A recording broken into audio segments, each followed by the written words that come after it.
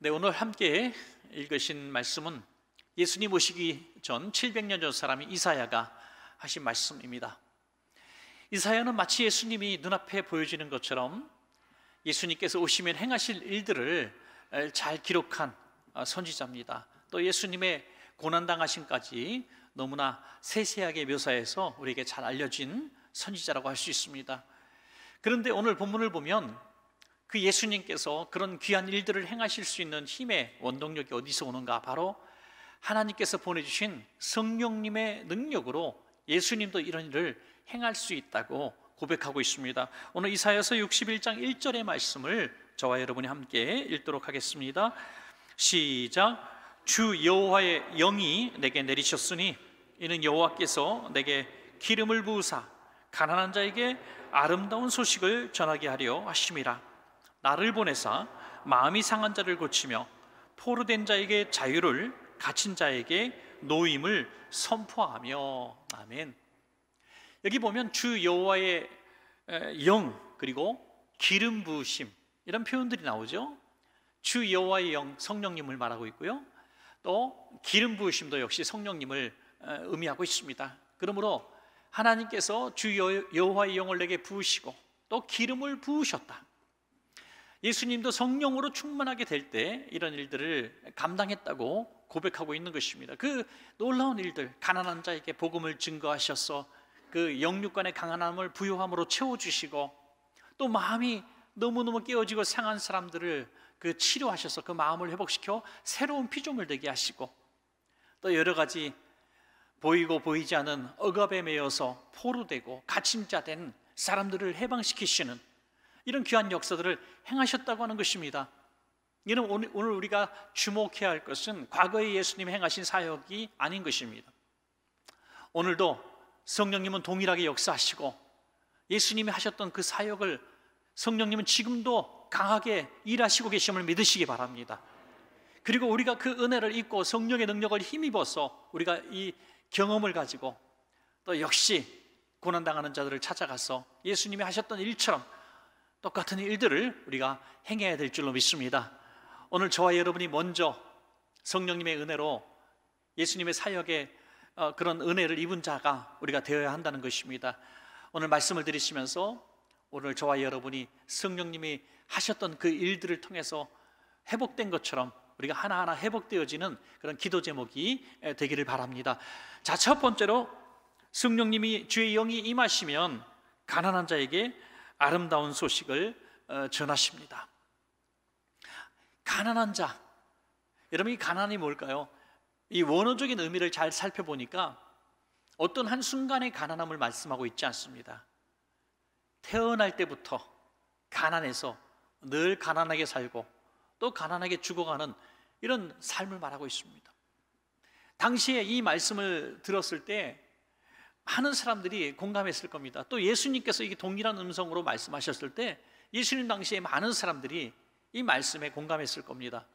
왜냐하면 지금 이스라엘 백성들이 너무나 가난했기 때문입니다. 어떤 가난이 있었습니까? 태어날 때부터 식민지 백성이 되어야 살아가는 정말 이 가난함이 있었습니다.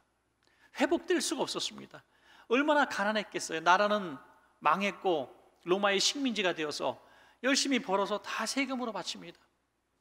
자국에 바치고 또 로마에게 바치고 인두세까지 바치는 이런 끔찍한 시간들을 보냈습니다. 그러니 먹고 살 게 없었어요. 예수님을 따라다니던 수많은 사람들이 90% 이상이 구걸하는 사람의 수준이라고 했으니 얼마나 가난했습니까, 여러분? 이 가난한 삶을 살아가고 있는 것들, 더구나 영적으로도 얼마나 가난했는지 모릅니다. 여러분, 육신의 가난 너무너무 정말 지긋지긋하게 싫지만은 그래도 이 마음에 부요함이 있을 때는 그래도 견딜 수가 있는 것입니다. 보람이 있으면 말이죠. 여러분, 지난 한 주간도 혹시 물질 때문에 너무 힘든 분들 계셨습니까? 부모님이 물려준 것도 없어 그냥 태어날 때부터 가난하게 태어났고 열심히 살아봐야 집도 하나 살 수가 없고 빚은 계속 늘어만 나고 있고 우리 자녀들도 넋두리 하는 것을 바라보는 우리의 모습이 참 슬프고 또 한심해 보이기까지 할 때가 참 많이 있습니다. 그러나 그럼에도 불구하고 오늘 거룩한 주일날 우리가 예배하면서 주님 앞에 나왔을 때 우리가 비록 삶은 가난하고 너무 힘들지만은 오늘 말씀과 예배와 찬양을 통해서 성령님이 내 안에 부어줄 때에 우리 영적인 부요함이 생길 줄로 믿습니다. 여러분, 초대교회 당시 이 서머나 교회를 향하신 우리 하나님의 말씀을 보니 내가 내 궁핍을 안다라고 말씀해 주셨습니다. 내가 내 가난을 안다는 거죠. 예수님을 믿는 것이 얼마나 어려운 시대였습니까? 불이익과 또 배타적인 그런 시선들, 또 감옥에 갇히고 죽임을 당하는 이런 상황 가운데서 얼마나 궁핍했겠습니까? 그러나 주의 사자가 그 이어서 하시는 말씀이 뭡니까? 내가 궁핍한 것을 내가 알지만은 내가 자세히 너를 들여다보니까 실상은 내가 제일 부자야 하는 것이죠. 영혼의 부자가 되었다는 것입니다.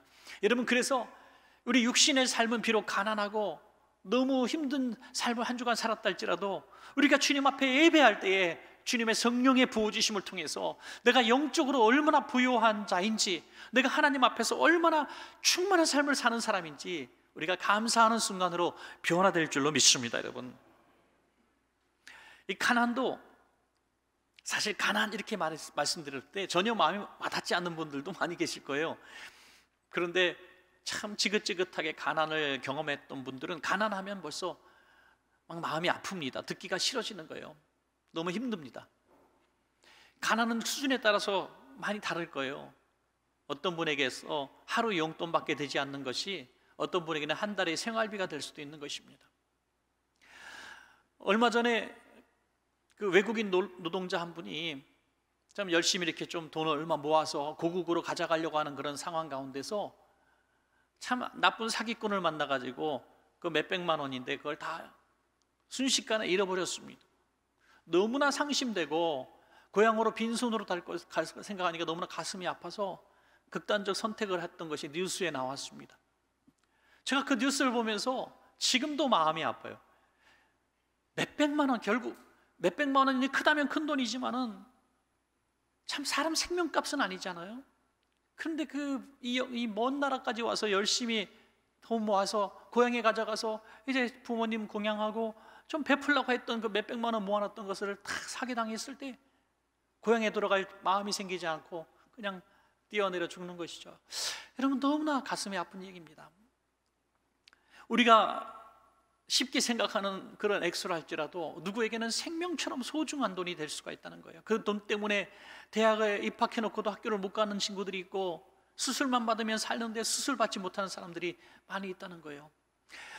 아프리카에 갔을 때마다 참 많이 느낀 일들 중에 하나인데 참 너무나 가난해도 그렇게 가난할 수가 없어요. 얼마나 가난한지 예배 드리는 예배 장소 가서 보면 헌금 드리는 사람 200명이 보면 서너 명 정도인데 그것도 뭐 달걀이나 뭐 곡식 가루 정도 드리는 거죠. 너무 가난해요. 어느 한 오지의 교회를 갔는데 바닥만 시멘트를 이렇게 깔아놓고 옆에 벽이나 천장이나 다 나무로 대충 어설프게 놨어요. 그들은 그렇게 마음의 소원이 교회 하나 짓는 거, 벽돌 건물 하나 갖는 게 소원인데 참 그걸 못하고 있는 거예요. 그들의 세대 속에서 할 능력이 없어요. 도무지 불가능한. 그럴 때 저희 교회에서 뭐 예배당 하나씩 지어드리고 이렇게 나올 때 그들은 하늘에서 뚝 떨어진 것처럼 기적인 거예요. 기적. 그들에게서 그런 돈을 만들 수가 없는 거죠. 그래서 그 교회 갔을 때도 그냥 자전거 한 대 선물 주고 뭐 좀 이렇게 곡식거리 좀 주니까 춤을 추고 막 난리가, 축제가 벌어집니다. 여러분, 그런 상황들을 보면서 참 가난이란 게 참 슬프게 하는구나 우리를. 여러분, 그렇습니다. 어느 날 가난을 경험하게 됐을 때는 그렇게 동창 만나고 싶어도 만날 수가 없어요. 전화 모처럼 한번 하면은 친구가 돈 빌려달라는 줄 알고 도망갑니다. 또 돈이 없으면은 자식도 교육시킬 수가 없고 부모님 공양할 수도 없습니다. 사람 노릇할 수가 없는 거예요. 뭐 뛰어나게 공부시키는 것도 아니고 남들 수준만큼만 시켜도 좋겠는데 그걸 못 시키니까 늘 죄책감이 드는 거죠. 여러분, 이렇게 가난한 삶을 사는 그 유대 이스라엘 백성들을 향해서 예수님께서 그 가난함을 부요함으로 채우시는 사역을 이 성령님으로 인하여 성령님의 능력으로 행하셨다고 하는 것입니다. 여러분, 그렇다면 예수님은 우리 가난한 사람들의 마음을 아실까요? 너무나 잘 아신다는 거예요. 예수님은 태어났을 때부터 가난한 사람의 자식으로 태어나셨습니다. 호적하러 가셨을 때에도 여관방 구할 넉넉한 돈이 없어서 짐승의 밥그릇에 태어나셨고, 어린 시절 좋은 교육과 좋은 시설에서 산 것이 아니라 손에 정말 상처가 아물 날이 없을 정도로 아버지 목수의 일을 계속해서 배우고 거들었습니다. 공생의 기간 내내 인자는 머리 둘 곳이 없었다고 했습니다. 집 한 칸 방 한 칸 없이 늘 순회 전도자의 삶을 3년여 동안 고생하며 지내셨습니다. 늘 시장기가 있는 그런 삶을 사셨다는 거예요. 그래서 예수님은 가난한 사람들의 마음을 누구보다 잘 아신다는 거예요. 여러분, 가난을 경험해 본 분들이 가난한 사람의 마음을 알지 않습니까? 그래서 IMF라든지 또 뭐 수해가 났다든지 갑자기 기근이 왔다든지 정말 국가적인 경제적 환란이 왔을 때 놀랍게도 계속해서 역사적인 증거가 말하고 있는 것은 가장 많은 구제기금이 모여진 해가 된다는 것입니다. 여러분, 그 이유가 뭡니까? 겪어봤으니 그렇게 겪는 사람들을 바라볼 때 너무 마음이 아픈 거예요. 여러분, 얼마나 주님의 마음이 가난한 사람들을 향해서 있는지 모릅니다. 가난한 사람들에게 구워주는 것이 곧 내게 구워주는 것이라고 말씀하셨습니다. 그러면서 가난을 경험하신 사람의 그 아픔에 같이 동참하고 있는 것입니다. 고린도후서 8장 9절에 우리 주 예수 그리스도의 은혜를 너희가 알거니와 부요하신 이로써 너희를 위하여 가난하게 되심은 그의 가난함으로 말미암아 너희를 부요하게 하려 하심이라. 아멘. 꼭 가난을 경험했다고 해서 가난한 사람을 생각하는 건 물론 아닙니다. 더 모질게 학대하는 사람도 있습니다. 그러나 대부분의 사람은 가난을 경험한 사람들이 가난한 사람들의 마음을 더 잘 이해하고 뭔가 도우려고 하는 너그러운 마음을 가지고 있는 것입니다. 예수님이 가난하게 되신 것은 우리로 말미암아 가난함을 이해하고 더 부요케 하려 하심이라고 말씀하고 있습니다. 여러분, 동일하게 성령님은 지금 그러한 마음을 가지고 역사하고 계신다는 것입니다. 가난을 대하는 우리의 태도가 극단적인 두 가지가 있는데, 하나는 이건 내 운명이다, 내 팔자다라고 정말 생각하면서 자포자기하는 거죠. 또 하나는 이 가난, 영혼의 가난, 육신의 가난은 내 팔자가 아니야, 내가 하나님의 은혜와 능력으로 내가 변화될 수 있어라는 이 소망을 가지고 성령님께 의지하고 나아가는 것입니다. 여러분, 그래서 우리가 영육간에 가난하게 예수님을 만나는 데 있어서 더 효과적일 수는 있지만, 예수 믿고 난 다음에는 영육간의 부요함을 누리는 것이 하나님의 뜻인 줄로 믿으시기 바랍니다. 여러분, 대대로 이어온 가난, 노예의 자식으로 또 종의 자식으로 태어난 것처럼, 저 히브리인들처럼, 유대 백성들처럼, 예수님 당시 유대 백성들처럼 그렇게 살아가는 것이 우리의 운명이 아니라고 하는 것이죠. 사랑하는 여러분, 오늘 성령님께서 여러분 마음을 변화시켜 주셔서 당대에는 고생해도 우리 후대에는 하나님 잘 믿는 백성이 되어서 영혼과 육신의 부요함을 누릴 것을 선포하시고 기대하시는 여러분 되시기를 축복합니다. 자, 두 번째로 성령님이 우리에게 주시는 감동은 마음이 상한 자를 고치시는 것입니다. 마음이 상했다, 깨어졌다는 것이요, 산산조각 났다는 거예요. 예수님 당시에도 그 도자기를 파는 많은 상점들이 있었습니다. 특별히 그 뭐 어떤 예쁜 전시용품 도자기도 있고 생활 도자기도 있었을 겁니다. 토기 제품들을 바라볼 때 잘 모르니까 이게 금이 갔는지 깨어졌는지 우린 잘 알 수가 없습니다. 그래서 좀 정직하지 못한 이 상점에서는 금이 가고 깨어진 것들을 잘 이렇게 유약으로 붙여가지고 또 유약 칠해가지고 그럴듯하게 만들어서 일순간 팔아버리는 거죠. 가서 며칠 못 쓰고 깨어지면 당신 부주의라고 이렇게 얘기하는 거죠. 그래서 그 당시의 사람들도 지혜롭게 깨어진 도자기인지 아닌지 분별하는 방법으로 태양빛을 향해서 이렇게 봤다는 거예요. 태양빛을 향해서 이걸 도자기를 들면, 접시를 들어보면 금이 간 것들이 싹 드러나게 되는 것이죠. 그러면 아유, 주인 양반 당신이 왜 이렇게 비양심적이냐고 하고 사지 않는 것입니다. 여러분, 마음이 상한 사람은요 그럴 것 같습니다. 금이 간 사람, 깨어진 사람은요 어디 가도 환영받지 못합니다. 당신 왜 그래? 당신 생각이 왜 그렇게 삐뚤어졌어? 당신 왜 이렇게 비판적이야? 하면서 어떤 공동체에서도 마음이 깨어지고 상한 사람은 하나가 될 수 없고 항상 배척을 당합니다. 항상 외로워질 수밖에 없는 것입니다. 그런데 이 마음이 상한 자가 세상은 다 포기하고 버리지만은 하나님은 오히려 이 마음이 상한 자들이 주님 앞에 더 나오기를 기대하고 계신다는 거죠. 아픈 사람이 의원을 찾고 죄인이 죄 용서해 주실 수 있는 분을 찾듯이 나는 죄인을 위해서, 또 버림받은 사람을 위해서 오셨다고, 또 아픈 사람을 위해 오셨다고 주님은 말씀하고 있는 것입니다. 혹시 여러분 마음이 너무 깨어지고 상한 분들 계십니까? 이거 세상적인 방법으로 치료받을 수가 없어요. 마치 도자기를 보듯이 여러분들을 주님의 성령의 빛으로 한번 보시기 바랍니다. 내 마음이 그럴듯하게 옷 입고 있고 직분을 감당하고 있고 내가 예배드리는 모습으로 와 있으니 내가 마음이 온전한 것으로 생각되어진다면 한번 주님의 성령의 빛으로 여러분 마음을 한번 비춰보시기 바랍니다. 많은 분들이 깨어지고 금이 가 있고 엉망이 되어버린, 박살이 나버린 분들이 여러분 가운데 많이 있습니다. 깊은 잠 한번 잘 수 없을 정도로 늘 마음에 근심이 있는 분들이 있어요. 어떤 분이 지사님 저랑 식사 한번 해요 하면서 얘기합니다. 지사님, 내가 큰 맘 먹고 지사님 부른 것은 이미 내 마음의 상처가 다 치유받았기 때문에 내가 그 얘기 하려고 합니다. 지사님이 한 10년 전쯤에 나한테 그런 상황 가운데서 이렇게 말씀하셨는데 그것이 내가 너무 상처가 돼가지고 10년 가까이 집사님 내가 미워했어요. 집사님 볼 때마다 이 아픈 가슴이 막 또 도지고 금이 갔던 부분이 막 또 나를 후벼 파서 견딜 수가 없었어요. 그런데 10년쯤 지나니까 이제 다 아물어가지고 내가 집사님 용서했어요. 집사님 내가 그런 적이 있었어. 내가 미안해. 나는 기억도 안 나. 그리고 화해하고 끝났어요. 근데 1년쯤 지난 다음에 집사님 또 만납시다. 11년 전에 집사님이 나한테 그런 말을 했는데 그때 내가 너무 마음이 아파가지고 정말 11년 동안 집사님을 미워했는데 내가 지금 11년쯤 지나니까 용서가 되고 내 마음이 평안한 것 같아서 집사님 만났어. 작년에 얘기했잖아 집사님. 작년에 내가 작년에 얘기했어? 근데 내가 여전히 아프네. 우리 내가 미안해. 화해했어. 12년째 되는 날에 또 부릅니다. 집사님. 여러분 누구를 만나면요 그분이 만날 때마다 대화 1시간 하면 대화 중에 꼭 누구 미워하는 사람 얘기를 하는 분들이 계셔요.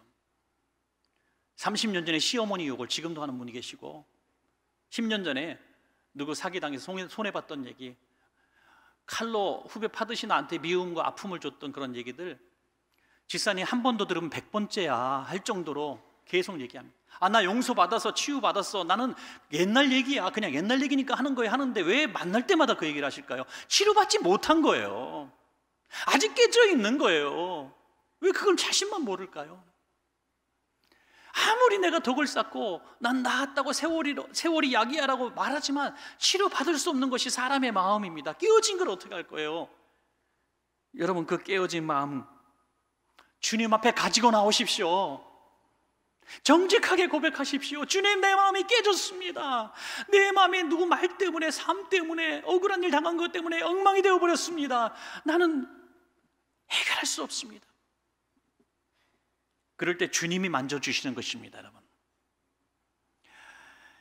유대인들은 이 식민지 백성으로 살면서 마음이 많이 깨어진 상태가 되었을 것입니다. 로마 백성들이 바라볼 때 늘 2등 국민, 3등 국민이고 또 노예로 태어난 사람들은 오죽하겠습니까? 그런데 그 유대인들이 또 멸시하는 사람이 바로 사마리아 사람입니다. 사마리아 사람은 유대 혈통의 순수를 지키지 못했습니다. 침략군들에 의해서 정말 같이 결혼을 했기 때문에 많은 정말 아이들이 낳았습니다. 그래서 이 사마리아 사람들은 그냥 유대인이 아닌 버림받은 사람들이었습니다. 그래서 유대인들은 이 사마리아 사람들이 사는 땅을 지나가지도 않고 돌아갔습니다. 얼마나 웃깁니까 여러분? 그런데 이 사마리아 사람들의 동네에서 사마리아 사람들이 또 멸시하는 한 여인이 있었습니다. 사람 취급을 하지 않는 여인이 있었습니다. 바로 결혼을 5번이나 했는데 실패한 5번 이혼당한 여인이었습니다. 얼마나 비참할까요? 요즘에 제일 설교하기 어려운 주제 중에 하나가 결혼과 이혼 같은 거예요. 사실은 참 많은 분들이 이혼의 마음을 안고 아파하며 살아갑니다. 사랑하는 여러분, 얼마나 여러분들이 힘드셨는지 저는 짐작이 안 가요. 주변 사람들이 이렇게 얘기하는 사람이 더 힘들죠? 좀 기도하는 사람이 좀 기도 좀 하고 용서 좀 하지, 예수 믿는 사람이 좀 그러지, 참아주지, 이렇게 얘기할 때 여러분 더 힘들잖아요. 저도 사실 그냥 그렇게 생각하는 적도 있었는데요. 이혼하신 분들 만나서 상담하고 듣다 보면, 그런 상황에 놓인 분들과 상담하다 보면요, 제가 변호사 붙여서 이혼시키고 싶더라니까요. 그렇게 나쁠 수가, 참 그렇게 잔인할 수가 없어. 사는 게 지옥이야. 그러니까 여러분, 이혼한 사람들에 대해서 함부로 말하면 안 돼요. 그 상황이 되면요, 그럴 수밖에 없더라고요. 그래서 저 자신도 이혼하신 분들의 아픈 마음을 잘 모르지만 이해하고 싶은 마음이 들어요. 여러분, 하물며 5번 이혼한 버림받은 여인이 예수님 마음에 품고 변화된 것을 바라보면서 기껏 1번 이혼했는데 뭘 그렇게 숨어 지내십니까, 여러분? 예수님 앞에 5번 이혼당한 만신창이 되어버린 여인이 예수님 만나 그 상처를 치료받고 동네 사람들에게 예수님을 증거하는 거듭나고 치료된 사람으로 변화된 것을 믿으시기 바랍니다.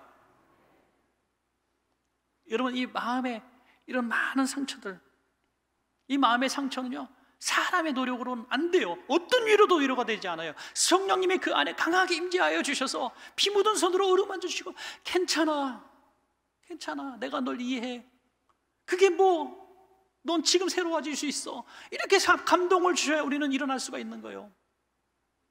제가 설교를 만들면서 한 번 설교에 하나 명언을 만들잖아요. 여러분, 오늘도 명언 하나를 제가 말씀드릴 테니 한번 따라해 주시기 바랍니다. 몸의 장애는 불편이지만 마음의 장애는 불행입니다. 깜짝 놀라셨죠? 너무 멋있어가지고. 예. 몸의 장애는 그냥 불편함이에요. 그런데 마음의 장애는 불행합니다. 불행한 삶이 되는 거예요.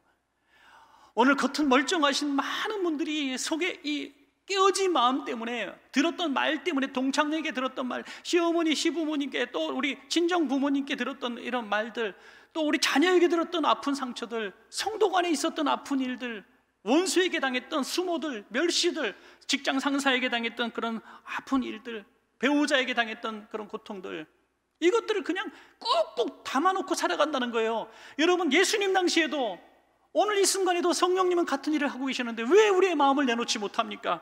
오늘 마음을 활짝 열고, 주님, 내 마음이 깨어졌습니다, 망가졌습니다, 주님 피 묻은 손으로 만져주셔서 나를 새롭게 해주세요 라고 기도하시기 바랍니다. 여러분, 이 여인에게 예수님 찾아가 주셔서 내가 5번 이혼한 거 내가 안다, 이렇게 말씀하실 때 여인의 다쳤던 마음이 열립니다. 그는 끝까지 이 마실 물, 육신의 물을 구합니다. 내가 혼자 살아가는데 너무 힘듭니다. 물 들어가는데 손가락질하는 그 사람들의 시선 너무 불편해서 아무도 나오지 않는 정오 12시에 홀로 갑니다.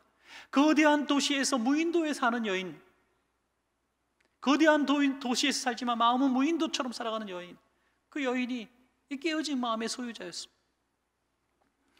그에게 이 마음의 상처를 치료할 수 있는 가장 강력한 비결을 말씀하신 것이 너무나 잘 아시는 말씀이 있지 않았습니까? 요한복음 4장 23절의 말씀을 하십니다. 우리 같이 한번 읽습니다. 시작. 아버지께 참되게 예배하는 자들은 영과 진리로 예배할 때가 오나니 곧 이때라. 아버지께서는 자기에게 이처럼 예배하는 자들을 찾으시느니라. 아멘. 그 깨어진 마음을 가지고 예배하는 자를 찾아오시는 예수님, 왜 많고 많은 유대인들 가운데, 많고 많은 사마리아 사람들 가운데 왜 하필이면 동네에서 제일 멸시받고 제일 밑바닥 인생을 살아가고 있는 그 여인을 예수님이 찾아오셨을까요? 그의 마음속에 늘 그 상한 마음을 가지고 하나님을 갈망하고 있었기 때문입니다. 그러면 예수님을 만나고 했던 가장 중요한 질문이 뭡니까? 예배에 대한 질문 아닙니까? 내가 어디서 예배해야 되겠습니까? 사랑하는 여러분, 예배에 대한 갈망이 치유의 비결이 되는 것입니다. 여러분, 마음을 상하고 너무너무 힘든 생활을 살아가면서 믿고 증오하고 싶고 너무 힘들고 깨어진 마음 갖고 살아갈 때에 이것과 싸우면 여러분 승산이 없습니다. 예배를 통해서, 주님의 만져지심을 통해서, 피 묻은 손으로 만져지심을 통해서 거짓말처럼 녹아지는 경험이 우리 가운데 있을 줄로 믿습니다. 여러분, 시편 51편 17절에 하나님께서 구하시는 제사는 상한 심령이라. 하나님이여 상하고 통회하는 마음을 주께서 멸시하지 아니하시리이다. 아멘. 내 죄를 왜 몰랐겠습니까? 자기의 인생을 돌아보면서 자기가 얼마나 후회했겠습니까? 사랑하는 여러분, 지난 한 주간 또 살면서 나는 사람도 아니야, 인간도 아니야, 뭐 이렇게 자책하는 분들도 계실 줄 압니다. 그러나 그 깨어진 마음, 누구에 의해서든지 스스로의 잘못으로, 실수와 죄로 인해서든지 그 상한 마음, 주님은 찾으신다고 말씀하고 있어요. 지금 여러분의 심령 앞에 성령님이 계신 거예요. 누구보다 상한 마음으로 예배하는 사람들은 오늘 더 큰 은혜 받을 수 있는 기회가 온 겁니다. 여러분, 뒤돌아보십시오. 한번 우리의 은혜 받았던 순간순간들을 기억해 보십시오. 그날 특별히 뭐 다른 일들이 있어서가 아니라 그날 예배 내가 크게 은혜 받았던 이유는 내가 어느 때보다 누구보다 상한 마음으로 예배했기 때문에 하나님 은혜가 더 크게 오는 것입니다. 여러분, 그 상한 마음이 주님 만나는, 성령님을 갈망하는 목마른 사슴처럼 그 물을 갈망하는 심령이 될 때 여러분, 상한 마음이 오히려 주님 만나고 주님으로 채워지는 복 있는 시간이 된다는 것입니다. 이제 다음 주 중에 제가 그 원로 목사님들, 교단 원로 목사님들 모인 데서 좀 이렇게 섬기게 되었는데요. 사실 몇 개월 전부터 계속 전화가 오고 부탁이 왔었던 일입니다. 근데 교단 원로 목사님들 이렇게 예배할 때 보면 이제 여러분들이 모이시는데 거기서 하시는 말씀이 그분들에게 이제 좀 용돈을 좀 드려야 된다는 거예요. 그것도 한 분에게 뭐 10만 원, 20만 원 이렇게 말씀하시는 게 노골적으로. 제가 마음이 좀 불편했어요. 그리고 또 요즘같이 다 교회들이 힘든 이런 때에 뭐 매달 모이시는 그런 모임에 그렇게 교회들마다 돌아가면서 그렇게 요청하시면 교회들이 과연 몇 교회나 하겠습니까? 그러니까 나중에 뭐 기자들한테도 줘야 되고 청소하는 분들한테도 줘야 되고 반주하는 분들에게 줘야 되고 막 이게 산더미처럼 불어나는 거예요, 액수가. 그래서 제가 너무 마음이 안 좋더라고요. 그래서 한 번은 제가 좀 불평을 했어요. 그 어르신이지만 참 그렇게 요즘 교회들 다 힘든데 그렇게 용돈을 달라고 그렇게 막 얼마를 달라고 그러시면 다 교회들이 힘들잖아요. 그냥 예배하고 식사 대접 한 끼 하는 정도라면 누구든지 하겠지만 참 불편합니다. 뭐 이렇게 얘기하고 저도 할 거 하면서도 그냥 얘기해 놓고 너무 불편한 거예요, 마음이. 오죽하면 그러실까? 오죽하면 뭐 용돈도 없으시고 힘드시겠구나. 뭐 이런 생각이 살짝 들면서도 그냥 그런 거예요. 그러다가 어떤 생각이 났습니다. 우리 교회 어떤 성도님이 계신데 자녀가 많이 아픕니다. 많이 아픈데 이제 그분의 친척 되시는 분의 자녀가 이제 먼저 부모 앞세워 다른 천국으로 갔어요. 그래서 이제 보상금을 좀 받았습니다. 보상금 받은 거에 얼마를 우리 교회 성도님에게 드리면서 내 자식은 살리지 못했지만 우리 친척분의 자녀를 위해서 치료비로 좀 썼으면 좋겠다고 갖고 온 거예요. 그러니까 이게 피값이잖아요, 피값. 그러니까 우리 성도님 네 분이 그걸 저에게 또 갖고 오셨어요. 이거를 우리가 도저히 쓸 수가 없습니다. 우리도 생활 어렵지만 이건 우리가 쓸 수 있는 게 아닌 것 같아요. 목사님 생각하시다가 꼭 필요한데 기부했으면 좋겠습니다 하고 저에게 가지고 오셔서 그 액수가 딱 여기에 지금 맞는 거예요. 계산해 보니까 이 원로 목사님 예상 인원과 그날 쓸 수 있는 행사비에 딱 맞는 거예요. 그래서 제가 장로님들께 이 말씀 드리고 그걸 쓰기로 이제 같이 나눈 다음에 제가 그 목사님께 전화를 드렸어요. 목사님, 이번에 그 예산을 말씀하신 대로 다 드리겠습니다. 그런데 한 가지 부탁이 있습니다. 그 목사님들 모여서 통성기도 할 때에 1분간만 이 아이의 이름을 불러가며 기도해 줄 수 있습니까? 제가 그렇게 부탁했더니 자세히 병명을 물어보시고 어떤 상황을 물어보시고 그때 당연히 예배 때 우리가 통성으로 그 아이를 위해서 기도하는 건 물론이고 계속 기도 제목을 우리가 나누겠습니다 하면서 자세히 듣더니 그거를 전국 원로 목사님에게 다 문자로 돌린 것을 저에게 보냈습니다. 얼마나 감동이 되는지요. 그리고 이제 엊그저께 다시 마지막으로 통화를 하는데 이분이 그런 말씀을 하시는 거예요. 그 귀한 피 묻은 돈을 우리 목사님들이 받는다는 거 생각하니까 너무 가슴이 아프다는 거예요. 그러면서 그 또 젊은 애가 그렇게 아프니 너무 마음이 아프다는 거예요. 그러면서 갑자기 이분이 말을 못 잇고 우시는 거예요. 전화를 붙들고. 깜짝 놀랐어요. 막 그분이 우시면서 전화를 하시니까 저도 갑자기 막 눈물이 나고 멀컥하는 거예요. 여러분, 제가 갱년기는 틀림없이 갱년기 들어간 것 같아요. 세상에나 그분을 향해서, 그 단체를 향해서 마음에 그렇게 좀 불편함이 있었던 제 마음이요, 거짓말처럼 녹아지고 너무 미안하고 너무 고맙고, 우리 성도님의 자녀를 위해서 그렇게 우시는 목사님들이 너무 고마운 거예요. 너무 감사한 거예요. 그 일순간에 녹아지고 미안하고 고맙고 감사하더라고요. 그래서 이거 사람이 내 마음이 아니고 성령님이 이끄실 때 내 마음이 감동이 되고 녹아지는구나 하는 생각을 굉장히 강하게 또 느꼈습니다. 여러분, 누군가 여러분에게 마음의 상처를 주고 불편함이 줘서 난 이거 싫어, 넌 왜 그따위야 하고 바로 반박하지 마세요. 하나님이 모든 일이 합력해서 선을 이루어 주실 때가 얼마나 많은지 몰라요. 그러므로 우리의 마음을, 깨어진 마음이 생길 때마다, 깨어지지 않는 마음으로 살아갈 수는 없는 세상이라면 깨어진 마음이 생길 때마다, 속에 분노와 이해할 수 없는 정말 슬픔이 가득 찰 때마다 그걸 감추지 말고 내가 이겨내려고 하지 마시고 주님 앞에 내어놓는 여러분 되셔서 성령께서 여러분의 마음을 다 치료하시는 그런 귀한 역사를 경험하시기를 축복합니다. 자, 마지막 세 번째는요, 포로된 자에게 자유를 주시는 것이죠. 당시 이스라엘 백성들은 늘 포로의 삶이 무엇인지 경험하는 삶이었습니다. 이스라엘과 유다가 각각 망해서 포로로 끌려가지 않습니까? 또 겨우 독립돼서 다시 회복된다 했더니 또 로마의 식민지가 되고 맙니다. 그리고 이 말씀을 들을 때마다 후대들도 얼마나 울었을까요? 1000년 이상 나라 없는 백성으로 살아갔습니다.